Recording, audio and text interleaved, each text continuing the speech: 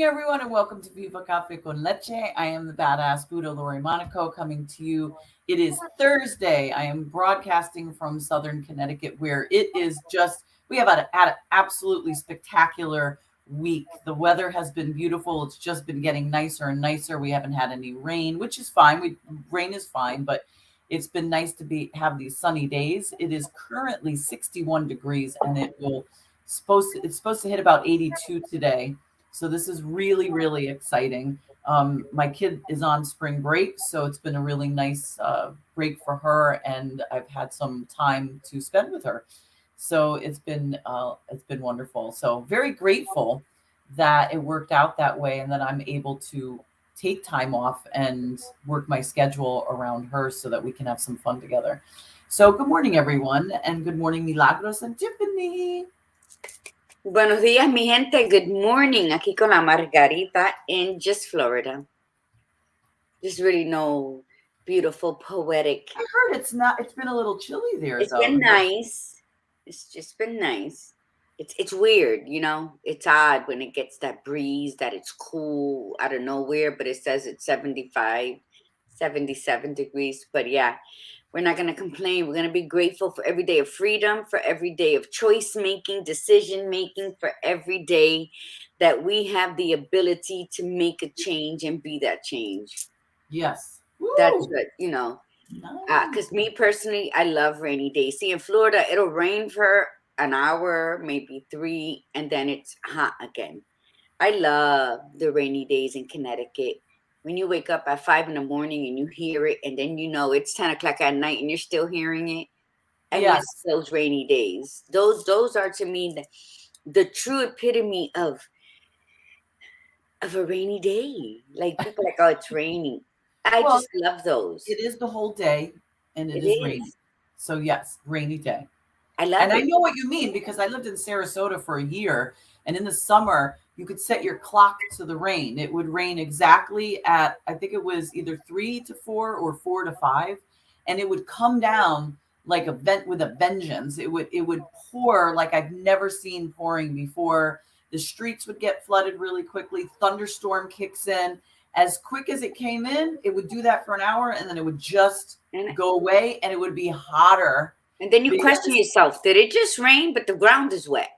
And the steam would become, you'd be like in a sauna or steam room. I mean, it was just incredible, but you could set your clock to it. It's like you always figured your day, and you'd be like, okay, I have to run out to, oh, wait, it's around this time. The clouds are coming in. Let me wait. And then I'll wait till it's done. Yeah, it's, but all in all, you know, everything that we've spoken about, and I know we're not going to get into it, but we're talking about rain and weather, you know, the the acknowledgement of something and the acceptance of something and the awareness of something. It's like if you look at it, you know, it's everything that we love today that darkness brought forth. You know, it is the trees, it is the flowers, you know, it is, and even in the rain, you know, because some rainy days are just dark and gloomy, and I love it because they always end with the rainbow. How dare they destroy the rainbow? So look at that way. That's how I look at it. And that's how there's no day, there's no weather that's ugly for me except Hell's Waiting Room when it's just hot. Then you run inside, like, I don't know, Florida, this is how you live. You're in the house, you can't wait to go out, but you run from the house into the car, turn on the AC.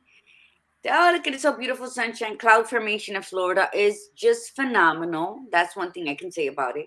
And then you run from the car into Target or Walmart.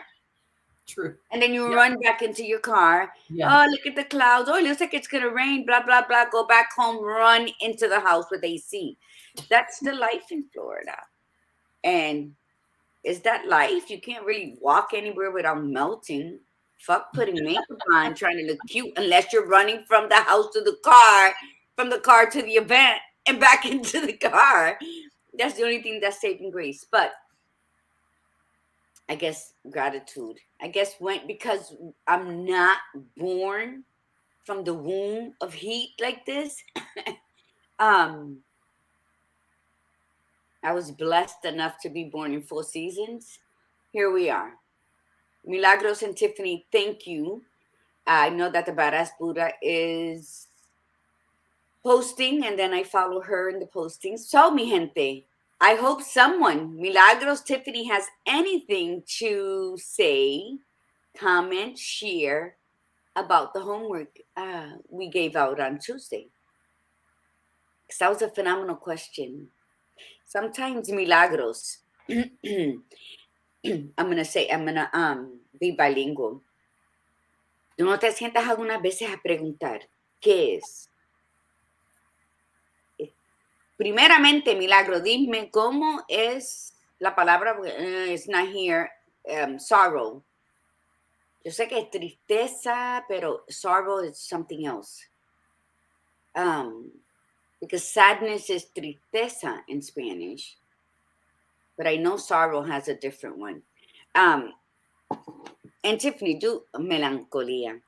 I knew it. Let me tell you, if you read anything, if you read the beginning part of this book, many of the English and Spanish speak of la melancolía y la nostalgia y la melancolía, because to me they're twins, nostalgia and melancholy. Because, you know, when you're traveling down memory lane and you're nostalgic about something, and all of a sudden it does turn into melancholy, because then it's no longer there, and then the sadness sets in. Yeah. And you know what? That's why I love the Portuguese word that Ephraim, Mr. Sexy Delicious, taught me correctly how to say, and it's saudade. Even though it's not spelled like that, but it's saudade, which means I miss you, like to the core. It's like somebody who's passed away. I'll forevermore miss you. Like it's an intense melancholy, a nostalgic melancholic emotion. So I love those words. To me, I mean, you'll find them throughout all the 7 chapters in this book, because that's always been the premise of my life. And either way, I can start off being melancholic, and then I'll switch it. Like there had to be something, you know, instead of missing it, just enjoy it, and then I'll quickly turn it to nostalgia, because I lived it, I experienced it, I felt it. So that right there makes me feel complete in that part. So I don't know, those words are magical to me. Thank you. I love the subtitle of that book. Read the subtitle of that book. A book of tears shed in print. And I think, you know, I got to do a follow-up with this book. You know why? Because this book was written, the first one, I finally published it in 2006, but I carried it for 10 years. I call it my 10-year-old baby, because I finally gave birth to it 10 years later, because, you know, when we beat ourselves up. And if you read the first 5-6 chapters of this book, some of it sounds very plain, very simple, because some of them were written, as one of them is when I was 13, that I never changed a word in it. So, but it was in that era of my life that I had not cried. So all those years of not crying, that's why this book was the tears that my unshed tears, and that's why I created that subtitle. So I got to write, you know, something for it now, where, because now I'm a Magdalena. Now I cry at commercials. Woohoo! And it's okay. Look, I hate when lipstick gets on my teeth. So yeah, I think those 2 words, melancholy and nostalgia, they're awesome. Thank you. You see how much prettier sorrow, but sorrow's beautiful too. I love that word, sorrow. Maybe not the meaning so much, but without this deep sorrow, we don't really light the firecrackers up our ass, do we? Right? That's like hitting rock bottom, when the sadness turns to sorrow, because that's when it's in your core now. That's when it's laying on the floor of your soul, and now you really got to wake up and do something. And I think, you know, words are so powerful. Words, the tongue is the sword of life and death, and a lot of us take that too lightly. And Come on. And so he said, and so it was. God created the world with words. Let it be this, let it be this. From darkness, let there be light. So the word is very powerful. So I think when you talk about certain words like that, melancholic and nostalgia, it's up to us, the speaker, to find a purposeful meaning for them. Like sorrow is a beautiful word, and sometimes we need it. We've all hit that rock bottom where the sorrow was, we thought we were either going to drown in it or be buried under it, and then we rose above it. And that's the part of it that you must remember, is that you rose above it. You broke through those barriers and said, this will not be my story.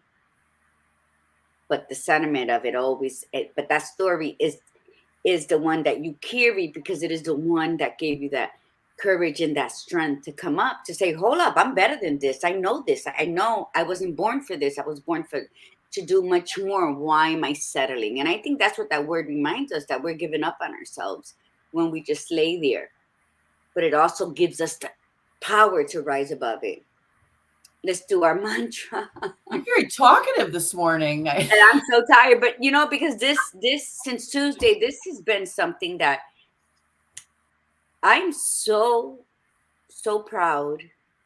I am just so elated that we picked up on that intuition back in December to create these weeks and weeks of these talks that we're having, because it has been so beneficial to me. Yes, Milagros. Absolutely. And I'm sure the badass and I spoke, it's been beneficial to us. It reminded us of things that we just put down and said, okay, I got to get back to this later. And then other things came in and we forgot.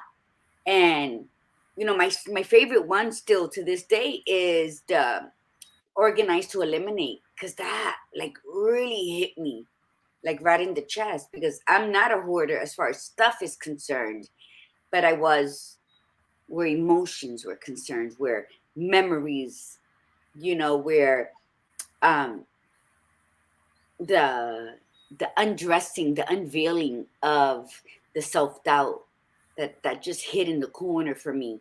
So that was one of my favorites. But it's been so, I think, just freeing for my soul, all of these conversations that Viva Cafe con Leche has presented since January. So I'm hoping that it has been the same for the viewers, and I'm hoping that it has touched you in a way that you want to share it with people, because that's what life is about, is being of service to humanity. And if something feels good to you, then that's when we share with others, because why not share goodness? Why not share a little spark with someone that can be detrimental for their lives? I'm done speaking. You sure? Yes, I right didn't now. know. For right now, I'm not gonna promise for after the. But yeah, let's do this. Okay. Listen, we'll set the intention and then we'll do our mantra and we'll start talking, because today's conversation that was such a good segue, because when we were talking about those deep feelings of sorrow and anger and joy, it all connects to resiliency. So set your intention for today, whatever that may be. Just be intentional today. And Grateful. Be intentionally grateful. Right now, in this moment, with your taza de café in your hand.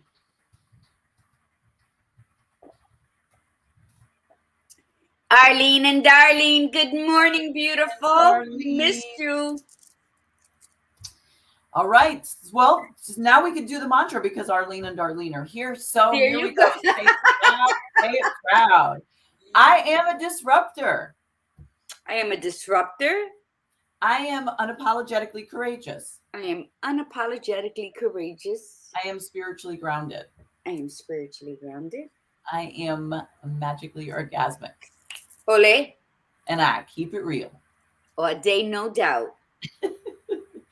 Today's conversation is about resiliency. Remember, we're in the month of capabilities, understanding and capabilities. We're in the quarter of, what are we in the quarter of? I have to cheat. Isn't that terrible? I had it. What's possible? Can't believe I forgot about that. And we are continuing our conversation on your capabilities because we underestimate ourselves. We don't sometimes understand our emotions. We think they're bad. We want to go towards one particular way. We have to think this way. We have to feel this way, rather than taking all of that in and understanding self. So we were talking about being aware of this in the first quarter, but now it's okay, we're aware of this. We see this. Now we just need to understand this. So we started the conversation with emotions. That was last week and on Tuesday. And now we're going to be talking about resiliency. And it was funny because when we decided to say this, to talk about this, Gladiator Guru goes, oh, I love the sound of that word on my tongue, like as it comes out of my mouth, resiliency. Resiliency. It And tickles. yeah, try it, right? Try it. It's good tongue exercise. Yes. Resiliency. Resiliency. So this is a really big thing because a lot of people either don't understand it, or they don't, or they know what it is, but they don't believe they themselves are particularly resilient. But the beauty is that we are all born resilient. We are born with the ability to move forward and keep moving forward. It is all that bullshit that comes into our head over the years of growing up in certain households, thinking that we're not enough, or thinking that whatever it is, whatever wounds we incur during our childhood that reach us into adulthood, that even they stay with us, and then we create new wounds into our adulthood as a result, sometimes of the old wounds or new wounds that are created. And then we believe that we're not as strong as we thought we were. We can handle certain things, but we can't handle other things. And we fall into that victimization. Sometimes it's out loud and you're telling people, maybe not in so many words, but that you're the victim. You play that role, or sometimes you fight it because you're not a victim, but deep down inside you do believe that you are, and that things just don't go your way, and you use that to work through your life when it's handy. So you will play that role and be that wounded, bird on the ground with the wounded wing when it's needed. And then other times you're that fighting bird of prey because you don't want anybody to see those wounds. All along, though, we are not realizing that we are truly resilient. For those people that are wounded but come out with that bird of prey, and then fight after the other people that wound other people because they themselves are wounded, they're thinking a lot of times that they're resilient. I'm tough. I've moved forward. I can do this. I've done this in my life. But they also have to be aware of the fact that resiliency is not just what you're doing for yourself, but it's what the wake that you're leaving behind in the process of it. Yes. So in other words, moving forward and doing what you need to do and showing your courage, being brave, stepping into that is fabulous. But understand that it's not a payoff. In order for you to do that and show that to other people, you take other people down so that you could be on the top. And so you either have people that they just don't quite understand resiliency. So I made some notes, and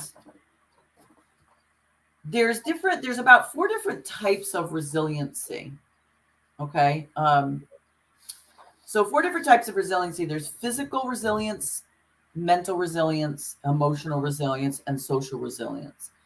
And all of them are necessary for us, to really live a full life. And all of them must be considered and worked on. And you have to it always comes back to being honest with self to know, I need a little work on this piece. I need a little work on this piece. And it can shift, So physical resilience is exactly as it sounds. It's our body's capacity to meet physical challenge when they arise, such as sickness or accident, to heal or manage ongoing physical health conditions. It's not just about strength, it's about recovery. You know, if you decide to be a weekend warrior and play sports all weekend with your kids, and then Monday you have to call out sick because your back hurts so bad, that's an indicator that work needs to be done on the physical resiliency of yourself. It's Mm-hmm. not something to buy into to say, oh, after a certain age, you're supposed to be in pain. It's normal. Actually, it's not. And I know because I've read research on this, because being a chiropractor, with that conversation comes up a lot. So this is something that, again, you decide, are you buying into that piece to give yourself permission to not work on it? Or are you listening to your body saying, it's trying to tell me something? What can I fix? What can I reverse? What can I heal? Mental resilience, the ability to meet challenging circumstances through problem solving, coming up with viable alternatives, being agile, creative, and flexible with our ideas and thinking, the ability to work with change, to develop solutions to issues as they arise. That's being flexible, not being rigid. Emotional resilience. Emotional resilience is how we manage our emotional response to challenges and deal with our feelings and negative emotions, quote, negative, like anger, fear, vulnerability, or sadness. And remember, we talked that we don't have to label them as negative, they're just emotions. And that's why they put it in parentheses, in quotes. It's important to accept the reality of our situation, but have the emotional strength to sustain ourselves through it. Emotional awareness or intelligence is key here, understanding how we react to challenges so that we can minimize the impact on both ourselves and others. And then lastly, social resilience. It is all about our connection to others and how we can support each other through difficult times. Community, family, and friendship supports are all essential when we are navigating personal or collective challenges. What do you think, Gladiator Guru? So those are the definitions that I was able to pronounce, and I usually get the reference. I forgot to. I apologize. um, I think that many of us have lived dealing with resiliencies and never put a name to it. So we just went around thinking it was just second nature. And sometimes when we know what it is that we're doing, it does give us that much more power and that much more strength. I love the way you broke it down, because who really in their everyday conversation uses resiliency? Resiliency. It's like an orgasm. It just happens occasionally. So only because I like the way they both roll off my tongue. Um, so I think that sometimes we go and we do things, and we just, it's second nature until it's said, um, you know, oh, you're so resilient. And you're like, what's that? Let me look it up, because you know it, but you don't know it, but you know it, type of deal. Let me look. And you're like, wow, that is me. Um, Or they say, "Oh no, I don't think I'm resilient." Some people say the opposite, even though somebody's saying, "I think you're a very resilient person," and then, "Oh no, no, I'm not that person." so I think to learn yourself is one of the eighth wonders of the world. Because we are vast and we are huge and we are interesting. And there's only one of us in the world. Yet we fail to discover. People go on the other side of the world to walk through caves and feel the carvings on the walls and all kinds of stuff. You want to go to Egypt and look at the pyramids. And I think that if we were to just put a floor length mirror in front of us and sit in front of it, in all of your wonders, and feel the scars that you have from throughout the years. It's like the carvings on a wall. And the resiliency that you're still here now, able to face yourself in that mirror, completely naked, and be in awe at the wonder that you are. Because that's resiliency. It's overcoming anything that comes your way. And we are that wonder of the world. Unless you find that, what is that word, doppel was some whatever that's supposed to be, Doppelganger. yeah, that supposedly is another person. Like, I haven't met mine yet, so I may never, but I would love to see that happen, though. If you ever meet your doppelganger, to imagine two of Gladiator Guru, that would be unbelievable. Because doppelgangers are not only like your personality, but it's you. Like it's a carbon copy of you. It's like your twin.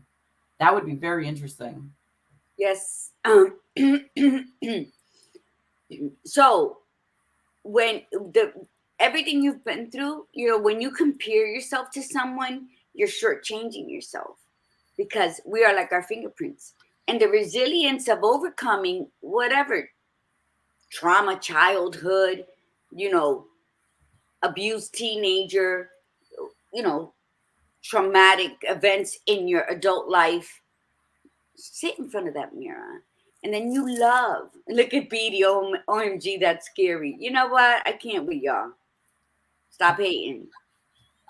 And so the resilience that you have had, that what is it? What's that word I want to use? The emergence that has come from you, that change. If we were to sit, and I encourage you all, just like, loving your body, sit. And I mean, the story that you can tell yourself about yourself would be amazing. We suppress. Go ahead. For me, I didn't understand resiliency until, isn't this interesting? I didn't understand resiliency. It wasn't even a part of my vocabulary really at all. It's not like I'd ever heard of the word. I knew what it meant, but it was never a part of my vocabulary until 2018. So it's not even that long ago. So 2018, in my actually, I'm sorry, I take that back. It was probably the end of 2017. In my quest to find myself and rediscover myself after that ridiculous, dark night of the soul, it wasn't ridiculous. It was necessary. So that necessary dark night of the soul, I when I was getting my coaching certification, I was getting it through the Institute of Heart Math, and the Institute of Heart Math teaches heart brain coherence, and it teaches you how to connect the two, and then teach people how to connect the two through mindfulness and certain breathing techniques. But in their manual and the training, they talk about the reason behind heart brain coherence, and it is to create and sustain resiliency within yourself.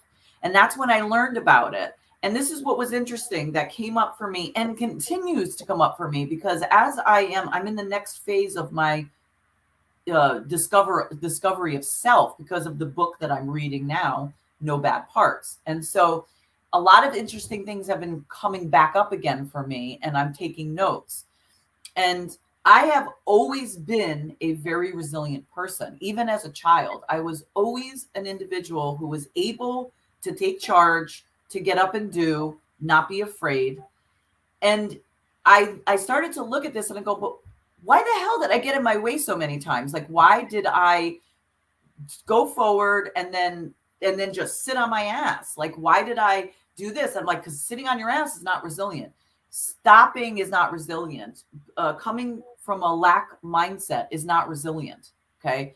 So how did I do this? I did this throughout my whole entire life, through childhood, adolescence, teen, young adult, to the age that I was at 46, 47 years old, when I started to really step into my true self, or when I stepped in.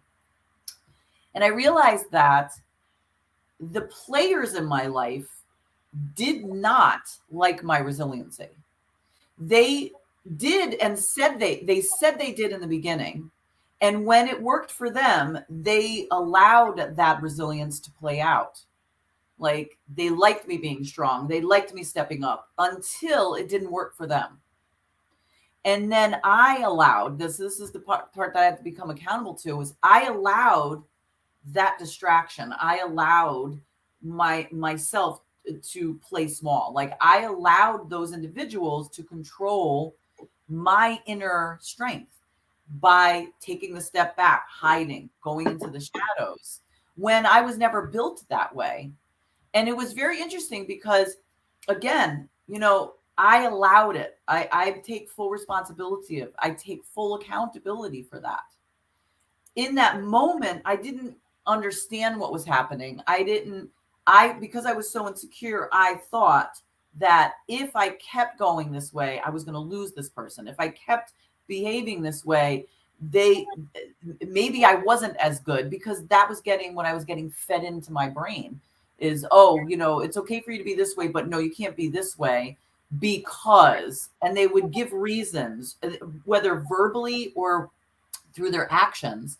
And it took me, like I said, that big change in taking that coursework, but then recently to really come to terms with this and say, you know what? We really truly are all resilient. We think about a baby. A baby is born and they just keep going through milestones. Let's just take out of the mix that there might be something developmentally wrong with the child. Let's just take that out. Let's take the vast majority of children who they reach a milestone. There'll be a baby that can barely sit themselves up. Then all of a sudden they're picking their heads up. They're a baby that all of a sudden sits up. Then they're sitting up and holding themselves up. Then they're pulling themselves up, standing. Then they start taking steps. If you look at a child and you say to them, you're a bad baby. I mean, it's terrible to say this, but you're a bad baby. You're nothing. You're this, you're that. You'll never walk. You're nothing. Baby's just going to look at you and probably laugh because they don't know what you're saying. Yeah. They're just going to laugh at your actions, and they're going to get up anyway. Even if you sit there every day and say to that child, you're not going to get up. You're a loser. You're nothing. They're going to get up anyway until they comprehend the words that are being said, until they comprehend the action, that's the body language. When they start to understand that, then they take that step back. Yes. Then they stop, because they're starting to run it through their head. And then that developed part of the brain starts to say, well, maybe, and they don't understand it logically, but this is how it comes in. Well, they're older, they're an adult, they know better. What do I know? So they must be right. They must be right. And they take that step back, unless they're that child that is very headstrong and says, I'm not going to listen to you, which then pisses the parent off even more, because they don't want a child that's headstrong. They want a child that's going to listen. Yeah, that was me. And that was you, right? And that's why you've been able to walk your path as you have, because you refused to abide by that. Your resiliency was so great that it pushed you through. And it took me a long time to really understand that I have always had it. We've all had it. But some of us just chose not to because of fear. And you know what? Let me tell you something. My thing, and Iris can agree, I never understood a person who gave up on themselves. I actually would not deal with them. Right. A person who was so afraid to lose someone who mistreated them and never stood up for themselves was not my people. Because I could not fathom, years past, I could not fathom a person to be so weak. And because I never came from that place. Right. So I had this resilience that of non-understanding, because I believe that every woman should have been strong. So to witness women with the capacity of giving up who they were to people please was left a bad taste in my mouth. So there's a flip side to everything, because later on, much later on in my life, like maybe a year and a half ago, 2 years, let's just say 2.5 years ago, I detested weak and pathetic people, especially women. And when when I would witness that, or when they would say, but you don't understand, I can't lose him, this, and that. It's just something that, like what Piri says, stop being a pendeja. Yeah, that was always like, what are you doing? Because I came from the opposite side of the spectrum and my pendulum wasn't swinging evenly. So I just wouldn't try to understand a person coming from that mentality, because to me it was like it was a waste of space and it was a waste of time, because you should put your big girl panties on and believe in everything possible that you are capable of doing. Now I look at it that, you know what, it has a lot to do, and I believe that because I came from parents that were the opposite of me. So I knew what it was to put my big girl panties on and stand up for what I believed in, even if I was standing alone, even if I got picked up by my ponytail, even though I was called a slew of words, even though the abandonment from when my father left, he barely came by to see. So I thought it was everything I was, but I never changed who I was because I had to hold on to something. So my prejudices took me many, many years of being that way to understand. And I'm not like completely involved with understanding, oh, that's why they were like that, because I still believe that as women we are candela. We have that fire built within, that, you know what, we're going to be nice, we're going to give you some space, we might give you a little time to make decisions for us as a collective, but then you're not going past go. And when I see that, not only did they allow that person to control them past go, they let them run the whole fucking monopoly board over and over and over again without getting paid.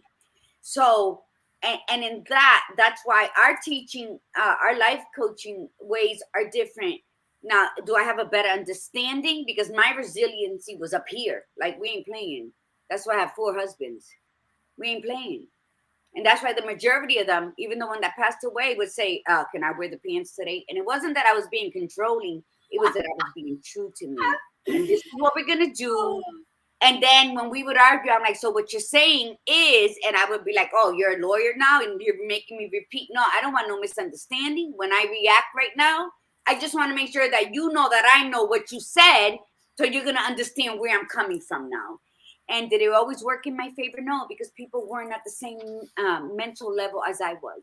And then my passion for what I believed in came out as though I was being angry. So my resilience of getting called names and being accused of being heartless and all of that, it was never interrupted by other people's opinions, because I always walked in what I believed in. Now, was I too much of a brute? Was I that diamond just taken out of the cave and needed to be polished? Yeah, but who the fuck always wants to be shiny? It draws attention, right? I drew attention on my own. I liked being rough around the edges because it kept me honest to myself. It didn't let me sway with anything. So there's different types of resilience. So when you meet someone like Lori in your personal space, honor them, because they're teaching you how to be soft to the point where you're more understanding of people who are not like you. And that is awareness. Not everybody is going to see things as I see it. But again, it takes me back to what I said earlier. There's no one like you in this world. You might have similarities with other people, but there's really no one like you. No. And not everyone is going to be for you. Right. But you must always be for yourself. Don't question yourself when someone's trying to dim your light. Yeah. If they're saying, oh, you're too much, you got to calm down, I can't deal with this. Bye, bitch. Yeah, exactly. Bye. Exactly. And because what you're saying is you're less than that person that claims to love you. Yes. You're less than that boss who supposedly honors your work. You're less than anybody. Listen, I'm persona non grata at my job right now. Ask me if I care. Ask me if I care. I'm writing letters to my boss all the time. Oh, well, I don't know if you don't tell me. Well, now I'm telling you and I'm not seeing results. So I had to write one last night. We need to have a meeting. Please set up a meeting with me and so and so. I'm sounding like my boss, telling my boss to set up a meeting with the first shift because I'm done with the BS. Mind you, they've been there longer. I'm only there not even 6 months yet. But you know what? That's how I roll, Yeah. because my resiliency in doing things and in choosing right over complacency has always gotten me in trouble. Yeah. We're not going to be pushing neglect and abuse under the rug because, oh, nobody knows. We're But not doing that. it gets you in trouble because it makes people have to face things they don't want Oh to. my goodness. Accountability is like, I don't even think the building has all the letters in the alphabet to make up that word. But back to this. When you honor yourself, when you feed your spirit kindness and gratitude, you're feeding your spirit, which means you're feeding yourself. It equals the grace. Okay, and that's the cultivation of self-trust. And then when you nourish your ego, it's always gonna push you. Come on, you can do it. Go ahead, say this. It's always gonna push you in the right direction, because that's like your intuition that we ignore all the time, that led us into these scenarios that we have lived in. And when you nurture that, then you're always going to believe in the professor, philosopher that is you, because we all have that inside. All I ask people is believe in who you are. And if you don't know who you are, damn it, then sit with yourself and figure it out, because books are going to inundate your brain with all these. It's like you're solving a word puzzle, and sometimes you don't have the time to put them together. You know what? Sit down and write yourself questions. I don't care how stupid it sounds. We've talked about this. But, you know, like resilience, Lori was reading some stuff, and I found something, and it says it's the capacity of a person to maintain a core purpose and integrity, which is another word people don't use enough of, in the face of dramatically changed circumstances.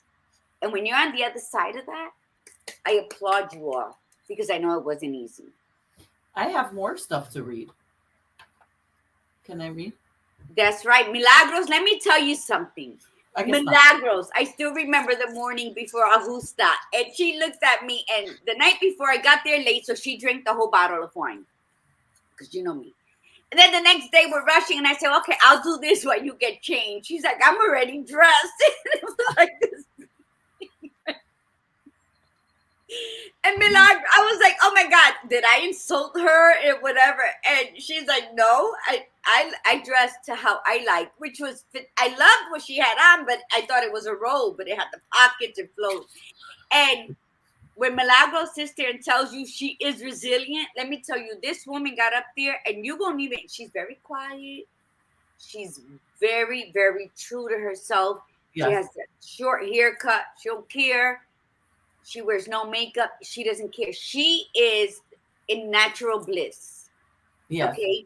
And then she got up there at the gala, and she was doing raffles, and she was saying some stuff that we were all like, what? And she was funny.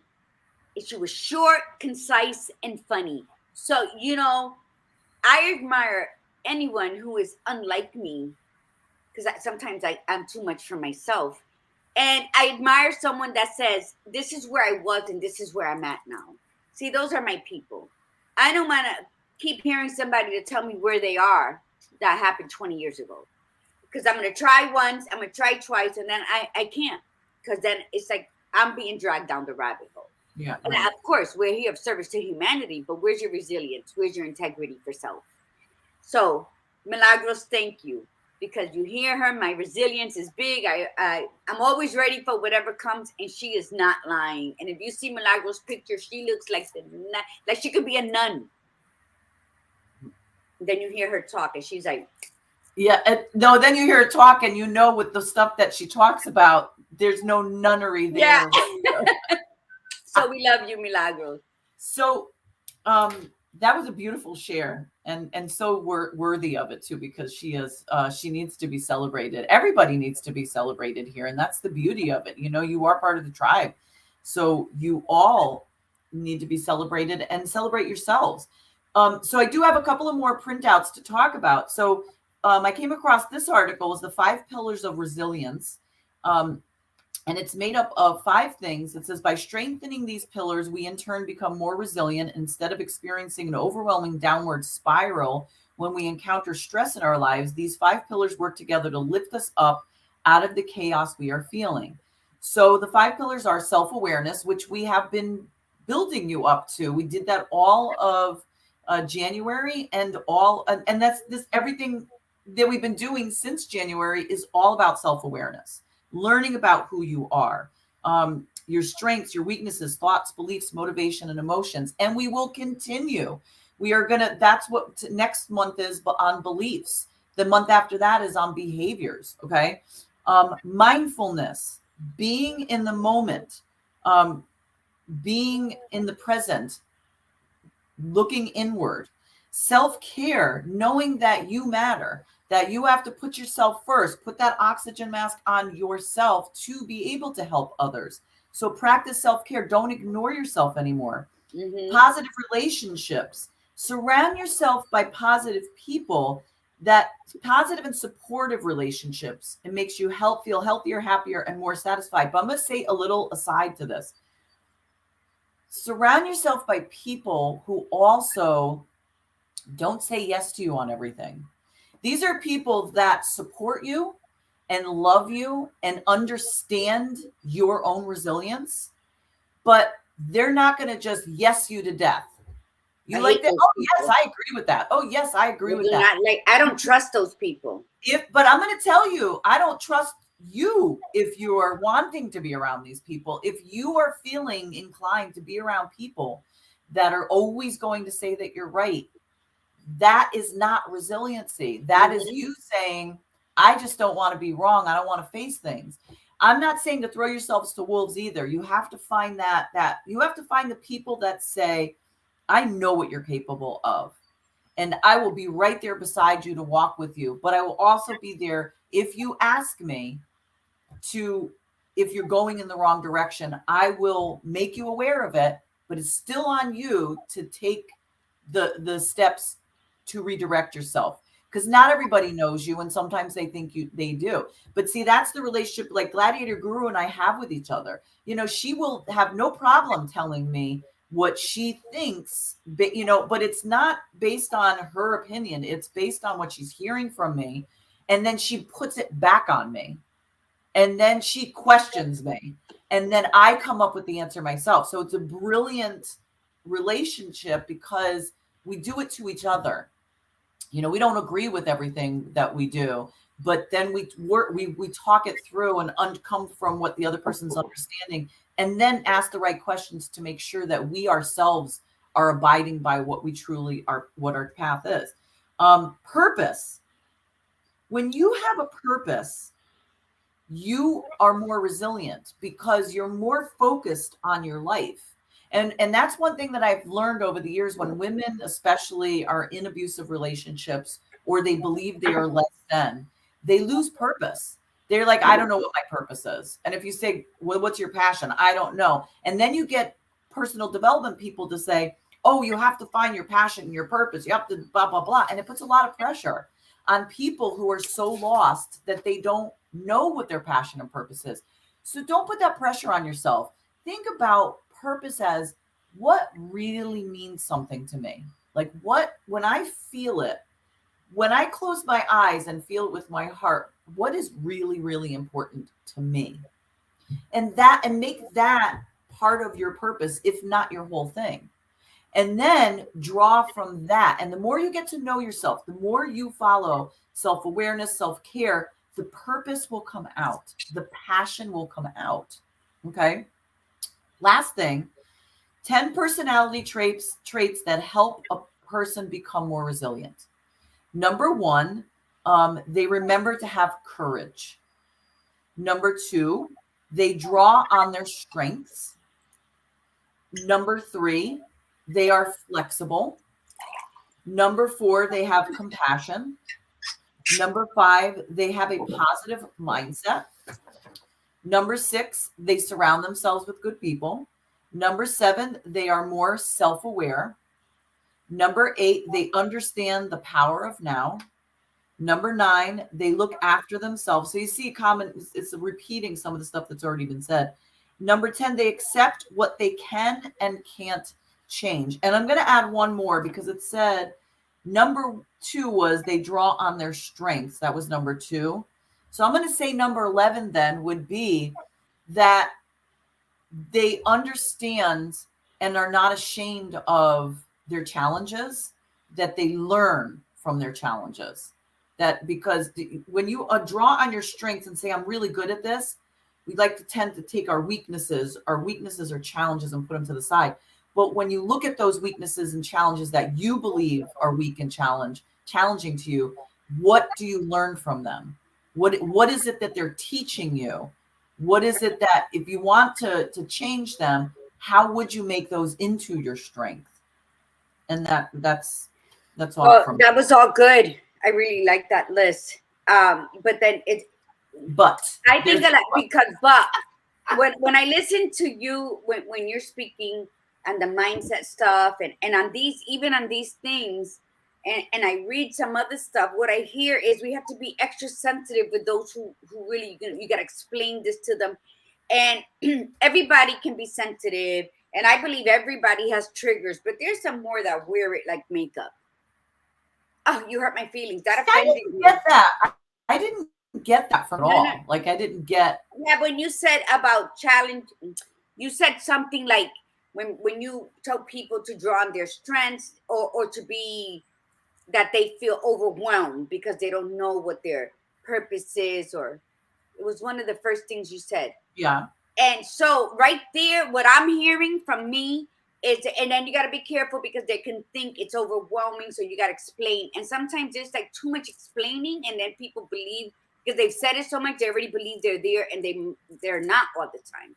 So what I'm saying is, when you talk to people, give them the facts. This is what it is. This is, and if you got to break it down, but then leave it to them to deal with it, and then have them come to you when they're lost, because sometimes over explaining something, people will actually, I've met people who would over explain something and have the same conversation over and over, so they believe they've already achieved that, and they haven't, because it's in their head.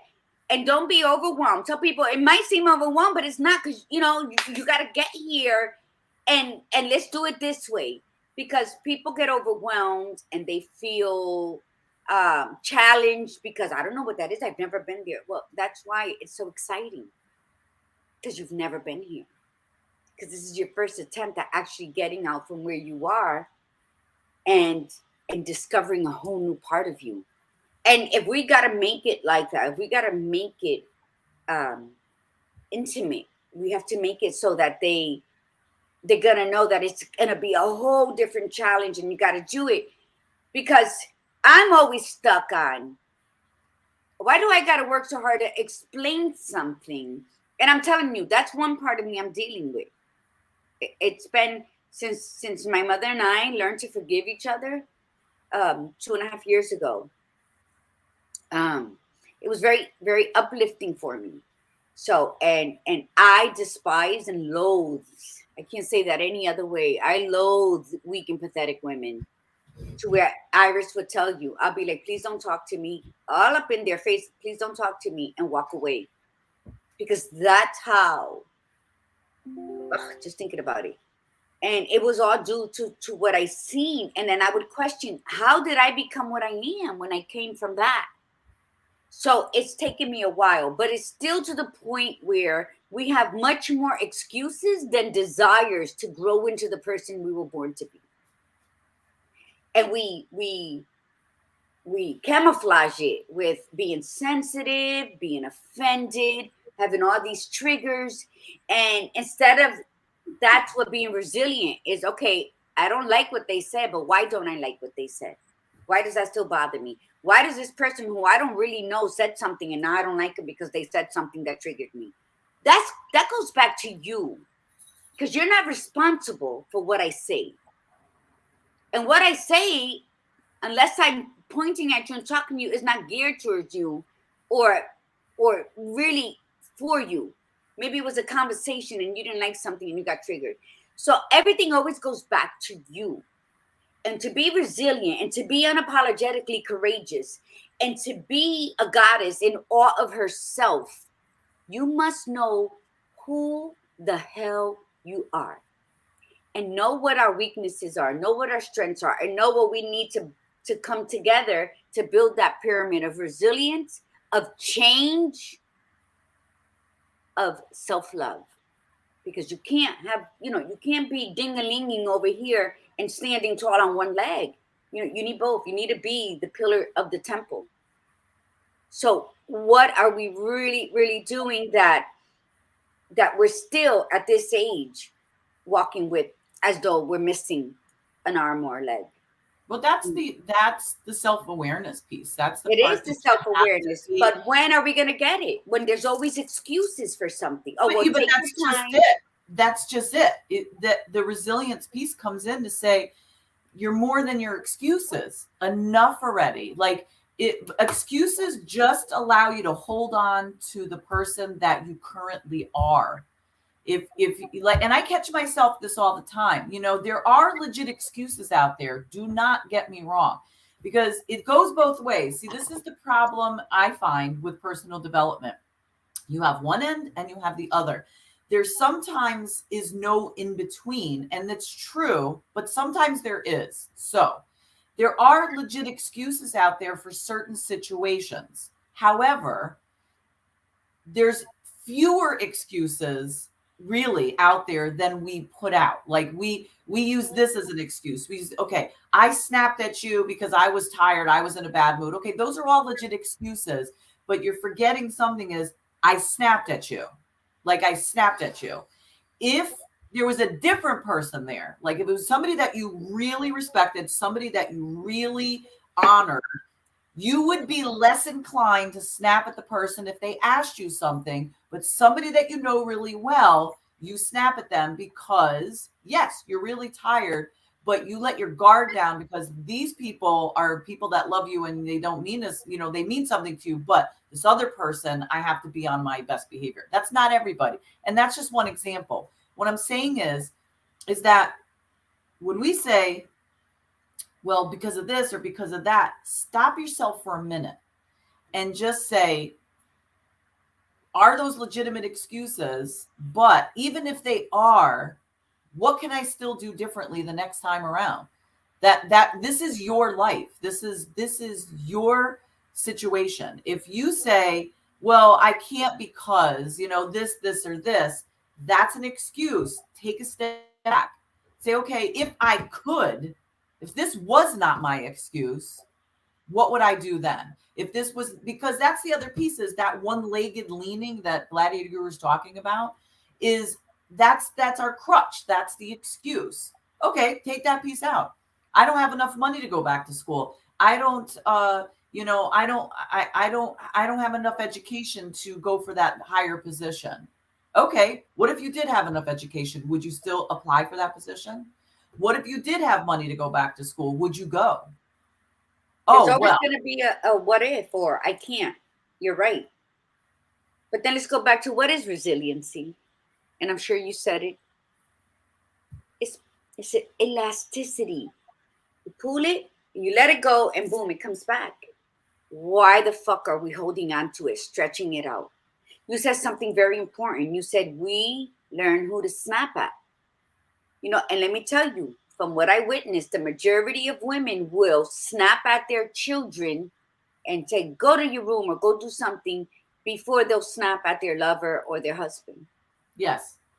And Because it's it's a not power that they play. honor the person, it's because some people they're like afraid that the man's gonna get upset or whatever. Because Yeah. when you mentioned that earlier. And You you know what? bully people that are weaker. You always do that. When you're wounded and hurt, you will bully people that you could get away bullying. That's why adults do that to younger people or other people in their family they feel are quote weaker than they are. Yes, absolutely. Sorry And to you interrupt. just gotta be, you know what? Being strong is an easy word that many people think to be said. But we believe in you. And anyone that's listening and anyone that listens to this afterwards, if no one's told you you're awesome, you are awesome, you're brilliant, and you are resilient. And bounce back from whatever it is you were going through. Because let me tell you something. You are your ride or die. You're that side chick. You're that the one that, you're that ego that pushes you on. When you look in the mirror, you tell yourself, we're going to do this. Oh my God, I'm so scared. Oh my God, Margarita, I am so scared, but fuck it. I got to do this. I got to do this for me. Those are conversations I have. You know why? Because I'm going to look at my reflection. I'm going to look at how my face is reacting when I'm saying that I'm fearful, that I'm afraid, that, oh my God, this is so totally different. And I'm so excited, but I hope I'm making the right decision. I'm looking back at the story my facial expressions are giving me, are telling me. Because there's nothing more louder and more spelled out than reading body language. So be that Learn a resilience lot about people knowing that one. that you need in your life, because you already own it. You already own it. She read 10 things. I'll give you the 6 domains of resilience, which is similar to what she said. They're just worded different. Vision, it's a purpose, a goal, a congruence. Now that's a word you never heard me say, the congruence, right? Composure, I'm going to go clockwise on this. Regulate emotions, interpretation, bias, claim, and in control. Interpretation bias. That's where the triggers come in. I'm saying something, you're hearing something else, now you're offended. I'm not going to apologize. So guess what? We probably won't have another conversation. Because I said something the other day to Lori, which is very true, and I hold true. And if you're still on, then you know that I am not here to decipher your codes. I'm not here to learn. Oh my God, what makes her up? First of all, I've never been into science, so that shit ain't happening with me. I'm here to discover and travel my purposeful path, right? So in doing that, I'm going to meet travelers along my journey. And some might be bandits. And some are just true pilgrims walking their path. And some might need advice, and some will give me advice. And that's the life I travel. But I'm not here to, oh my God, what can I say in front of this person? Because then I'm not being true to me. Right. My resilience is that I'm true to who I am everywhere I go. I'm going to say, fuck that in the Oval Office. I'll say it at the Vatican. I'll say it in the backyard barbecue. Yes. Because that is who I am. Yes, and those who know me know that is who I am. And sometimes I'm like, shit, I went too far. Of course, because sometimes, Juanita gets to talking and she don't care who gets upset. And sometimes I don't need to let everybody know who they are or how they're behaving. Sometimes Juanita comes out because she gets so pissed off at them.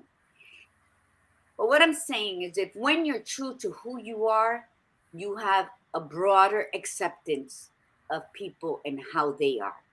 Yeah, I agree. I absolutely agree with that. Your peripheral vision is astronomical, where you're going to see people for who they are. And that's when you're going to say, this one I can't deal with. That's a whiny little bitch. This one I can work with. Let me see what they have to say. Because when we are different, we all have something to gift each other in through general conversation. And that's your resilience to parlay with everyone you encounter. Because it is in those conversations that you learn about yourself as well. What you can tolerate and what you won't. Because building boundaries is number one for growing into your purpose. So when you don't have boundaries for yourself, then you're going to let everyone come in and walk with dirty, muddy shoes through your thoughts. You can't have that. You're already dealing with your own demons. So when you put yourself out there, you learn and you teach and you learn. And that's what life is. And if you can keep it simple with yourself, keep your boundaries up, keep your integrity, do what you say you're going to do. Keep your word. And if you tell somebody, listen, you need to sit over there because I can't deal with all of this right now. I'm getting a headache and I don't get headaches. That person's going to get upset, but guess what? They're going to get the fuck away from you because they don't want to hear no more of what you got to say. So, you know what? And it goes to a point where enough is enough is enough. You're not a people pleaser. And if you are, then this is why you are where you are. Let's start being a self-truster, in love with self phenomenon. And then you can carve and you can pave your road. When you're walking in the forest, you learn how to maneuver in and out, up and down. Because sometimes life is a forest with no compass that can get you out of it. And you gotta follow your inner instinct and navigate. And that's what life is out here in the cement jungle as well. So choose you. If you choose you and you learn you and you love you and you trust you, then it's easier to deal with every other person out there. And it took me 2.5 years ago to learn the forgiveness of my mother. That took me a lifetime of resentment until 6 months before she passed, to learn that I must be resilient with all women in this world, because they too didn't have anybody in their lifetime to help them. So sometimes we're starting from scratch with someone that's our age. And that's the beauty of being resilient enough to know this person didn't come to me by accident, and I'm going to have to take deep breaths, breathe in the beauty, breathe out the bullshit, and then go in. Okay, let's start with lesson 1 again. And that's what I'm learning. And that's what you learn with the people you meet. And then Badass Buddha is more, she's nicer. And that what makes this, harmony. Because we need both in our lives. She will sprinkle dust in the wound to heal it, and I'll just remind you of where it came from. So I'll pour salt in that bitch. And it's just to say, oh, okay, I can't do that again because that shit hurt. And that's the harmonic symphony of our togetherness on Viva Cafe con Leche. So I hope that this was helpful. I hope that with it we can grow. And I hope that you put your big girl panties on and tie up those invisible work boots and travel that path that is called you. I'm done. Before we go, one of the articles had some really cool quotes, and I just want to share them with everybody. So, with regards to courage, Winston Churchill: "Success is not final, failure is not fatal. It is the courage to continue that counts." Nelson Mandela: "The greatest glory in living lies not in never falling, but in rising every time we fall." With regard to drawing on your strength, Ralph Waldo Emerson: what lies behind you and what lies in front of you pales in comparison to what lies inside you. Ooh, and I believe that was the quote I used actually in my chapter for her badass. Yes, you did. Yeah, I love her too. I absolutely do. Let's see. With regard to flexibility, Bruce Lee: "Be like water making its way through cracks." Compassion. Christopher Robin once said to Pooh: "Promise me you'll always remember you're braver than you believe and stronger than you seem and smarter than you think." I always love that one. With regard to positive mindset, Albert Einstein: "In the middle of difficulty lies opportunity." Mm-hmm. Albert Camus: "In the midst of winter, I finally learned there was in me an invincible summer." I love quotes. Let's see. With regards to surrounding yourself with good people, is there a quote with that one? There wasn't a quote with that one. Let me see. Self-aware. Nope. Let me see. Not all of them had quotes, but most of them did.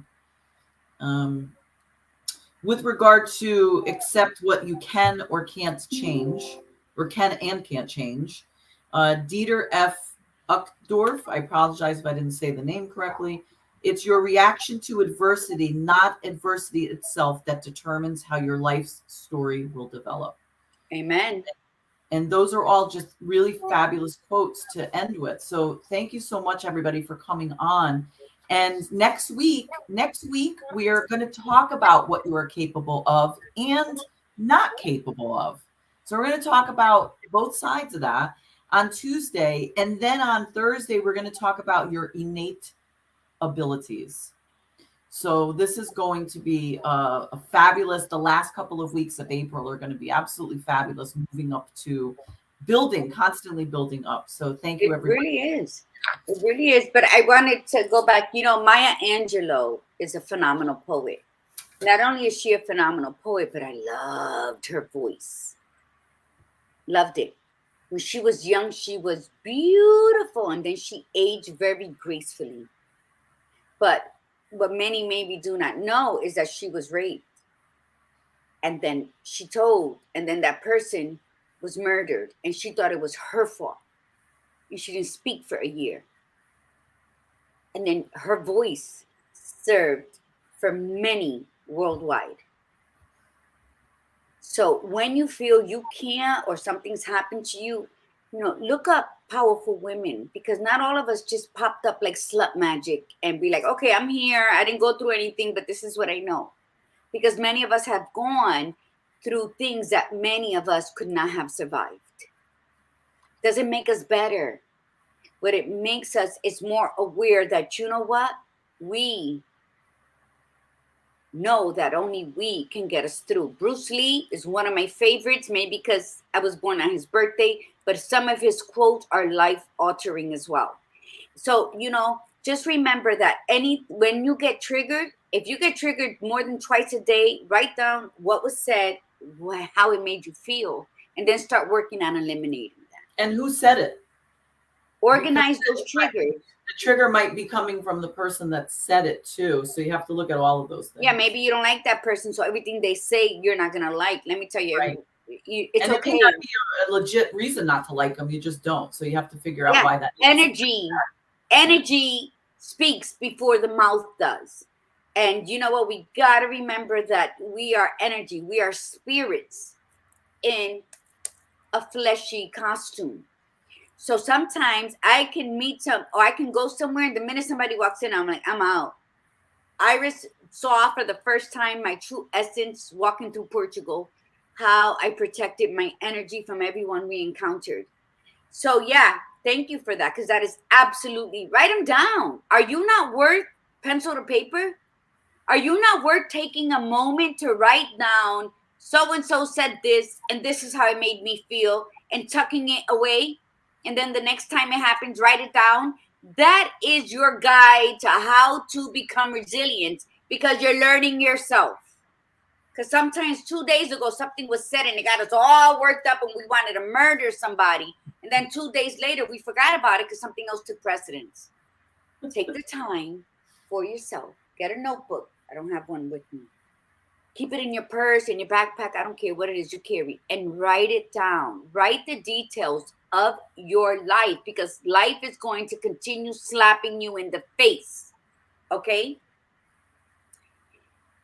And unless you step up for you, by you, how are you going to find that joy? Mm-hmm. You're going to keep living in sorrow. So you're always and forever will be unbalanced, because you need both. Okay, that's it. Thank you. You sure? You done? I am so positive right now. Maya Angelou, look her up in her story. Oh my God. Thanks so much. Maria Infante, good morning. Hi, sis. You're here grabbing the back end. So thank you everybody for coming on today, for being here. So we'll see you. Have a great weekend. We'll see you on Tuesday for more conversation on your understanding and capabilities. Yes. So we'll see you then. From the Badass Buddha, remember, be you, be real, and be extraordinary. And from the Gladiator Guru, and for those who think sometimes I'm too up in your face, look at my name. I'm a guru because I'm knowledgeable. I have wisdom. But I'm a gladiator because I'm a skilled fighter. So let's do it, do it. Remember, breathe in the beauty and breathe out the bullshit. Namaste.